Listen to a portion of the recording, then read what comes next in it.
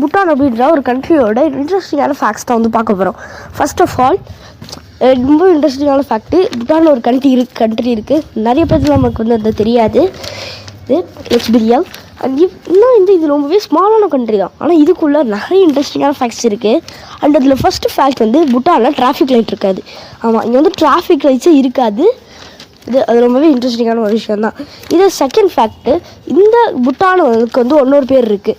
அதுதான் ட்ரூக் எல் அப்படின்ட்டு சொல்லிட்டு. இது ப்ரொனவுன்சிங் தப்பாக தான் சொல்கிறேன்னு நினைக்கிறேன். உடனே இதோட English meaning land of the thunder dragon. அது எவ்வளோ கூல், அந்த பேரே வந்து ரொம்பவே கூலாக இருக்குது. அண்டு இந்த கண்ட்ரியோட ஃப்ளாக்ல கூட வந்து ஒரு ட்ராகன் இருக்குது. இது ரொம்பவே ஒரு கூலான ஒரு நேஷனாக தான் இருக்குது.